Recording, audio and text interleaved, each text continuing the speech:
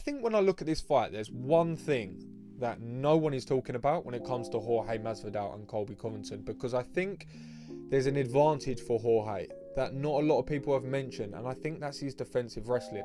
Now, you may be thinking I'm crazy, but if we go back one fight, there are definitely positives to draw from that Kamaru Usman fight. Now, yes, it was the most spectacular fashion of knockout you could possibly wish for, and the only KO on his record. But if we think why that knockout happened, was because he had drilled and dedicated so much of his time and his mental thinking, and his approach to the fight was defensive wrestling, so much so that it allowed Kamaru Usman to have that split second and find that opening, which we don't often see with Jorge Masvidal.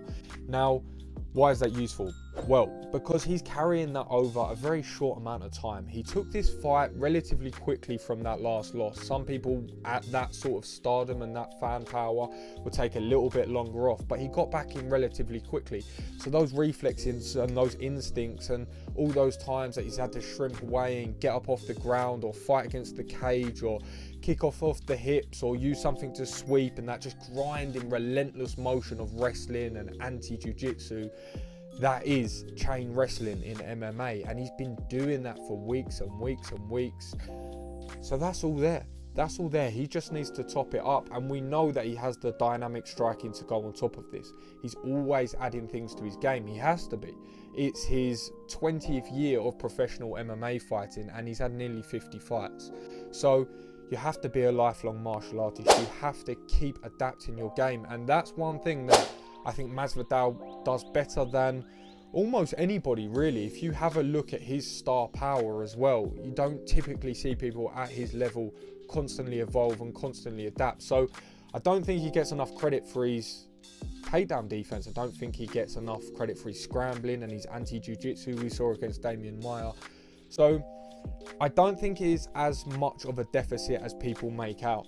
Now, I definitely think that Colby's going to have the advantage in the cardio, 100%. I do think that. But what I think that the deficit is there between them is going to be filled up by just sheer grit, determination, and the willingness to succeed for Jorge Masvidal.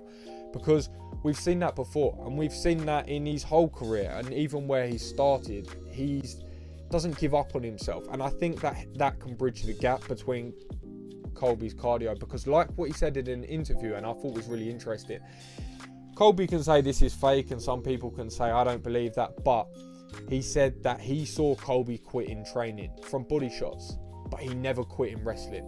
No matter how many bad positions, no matter how many times he was just getting slammed and dunked and ragdolled, and he was just getting rode for 15 minutes straight. Pause. He never quit. And I believe that. I genuinely believe that, because that's the type of mentality that we've seen Jorge Masvidal have. Now, Colby is incredibly tough. He's incredibly well conditioned, but we've seen him give those tells. We've seen him drop his poker face, and we've seen pain in the face. Now, I'm not saying there's anything to be ashamed of and anything bad, but we have seen that.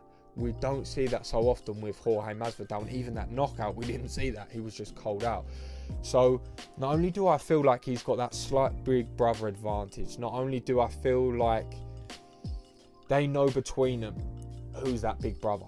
They know that Jorge Masvidal is sort of that figure in the relationship, and I do believe that. And one thing I will say is, even though Colby has been in these huge moments, he's been in these massive fights, one thing that I did see against Kamaru Usman in his most recent fight is he looked a little bit nervous. It was the first thing I thought when he was walking out. I could see the occasion was getting to his face, and then I thought, oh no, it's Colby Covington, what are you talking about?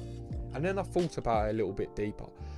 Colby Covington is a real human being, and we find it hard to remember that sometimes. I personally sometimes forget, or even just stop reminding myself that this is a persona, because it gets to the point of when you're pretending to be someone for so long, at what point do you become that person? And I almost forget that there's a good side, if you like, to Colby Covington, and he's just a normal person. So all this smack talk he's been talking for months, and in this case years, and all these bold statements that he's made and all these terrible things that he said about so many people in the build-up, and now it's just crowning to this one moment, and he's walking out against the pound for pound greatest fighter in the rankings. That's a lot of pressure. Even though he has this big bravado and this big character, deep down he's still a normal human being, and he's not as large as life itself as sometimes that he presents. So it took him about a round or two to get warmed up, and then he got into the fight. So I'm just thinking, I can see that coming out of Colby. I can't see that from Jorge. I can't see it personally. This is second nature to him. This is, like I said, nearly his 50th professional fight. He's been doing this since the internet began, quite literally. He's comfortable in that setting.